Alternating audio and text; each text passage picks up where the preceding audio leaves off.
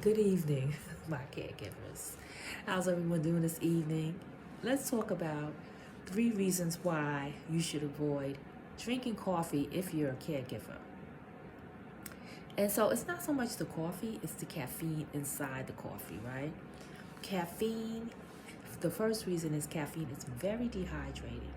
And dehydration can impact the body in different ways. It can cause dizziness, fatigue, headaches, decreased urination, and a host of other things. Can even affect your heart and your kidneys, can produce heart palpitations, a lot of different things. And when you're caregiving, those are the last things you want to be experiencing. You need to be at your optimal when you're caring for others. That's not just for your own health, but for the welfare of the person that you're caring for as well. And not to mention, you may be on high blood pressure medication. That's a diuretic, and that's dehydrating. And then if you're adding sugar to the coffee, sugar is also very dehydrating. So you're just sucking all that moisture out, that hydration out of your body. And if this is constant, chronic, it can lead to some serious health issues.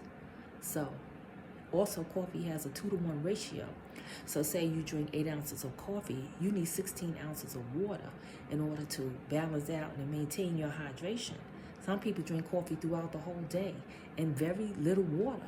And so their body is not getting the hydration it needs. So you may want to seriously consider, eliminating coffee if you're a caregiver. The second reason is that it decreases the production of melatonin. And we need melatonin. Our body produces melatonin to help us get that sleep at night, that deep sleep that we need. It's called REM. It's when the body is repairing itself, our brain is cleaning itself out. As caregivers, we have like a bunch of stuff up in our brains during the course of one day. It cleans out the brain, the cells. Your body's preparing itself during this deep sleep process. Some people take supplements, melatonin supplements, but the supplements, they help you to fall asleep, but they don't help you to get that good deep sleep. And as caregivers, we really need that sleep in order to be productive and at our best when caregiving. The third reason is caffeine has a 6-hour half-life. So say that you drink a cup of 10 ounces of coffee at noon. 6 hours later, at 6 p.m., your body still is only depleted half of that coffee. You still have 6 hours left of that coffee, keeping your body alert. So even if you go to bed at 10, you have those 2 hours of coffee in your body keeping you alert, and you're not going to be getting a good night's sleep. So the third reason is coffee has a 6-hour half-life. Now, if you're drinking coffee throughout the day, then you can just forget it. And then if you're not doing a 2-to-1 ratio, whew, my. So those are the 3 reasons why we need to eliminate coffee from our diet, drinking coffee regularly as caregivers. And, it's not easy initially when you give it up, especially if you're addicted. You may have some extreme detox symptoms. When I stopped drinking it, I had extreme headaches, and you get very fatigued. But it takes like a day or two for that to wear off, and then after you feel great, you feel like more clarity, you feel more energetic, and your mind is clearer, and you function better. And that's what you need as a caregiver.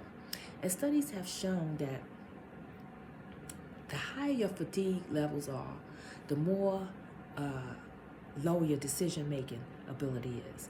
And that coffee, it makes you crash, and you're fatigued. And you don't realize how much it fatigues you until you stop drinking it.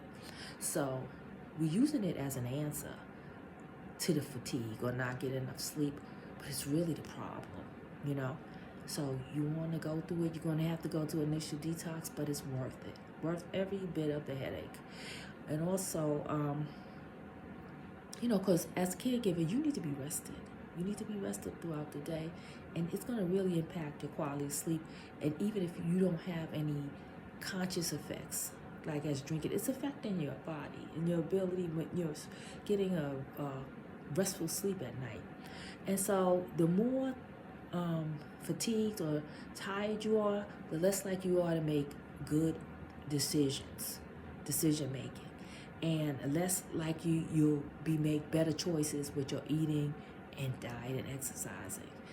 So it's something you really need to consider. And let's go back up to those three things again. One, is very dehydrated. It requires a 2-to-1 ratio to stay hydrated. And I'm telling you that so you can say, oh, well, I'll just do the 2-to-1 ratio. No, you need to get rid of it, especially if you're drinking that stuff throughout the day. 2, it decreases the production of melatonin, which you need to get that good, restful, deep sleep. And the third reason, it has a 6-hour half-life. And if you're a regular coffee drinker throughout the day, your body is never getting, a break from that. It's on that alert, and you're not getting restful sleep, and your body is not preparing like it needs to when you're asleep.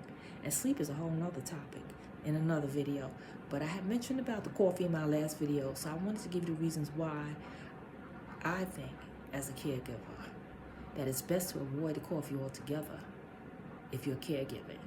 And let me tell you, I know from experience. Okay, guys, you have an amazing day on purpose, and let go of that coffee. It's doing you in. All right, take care.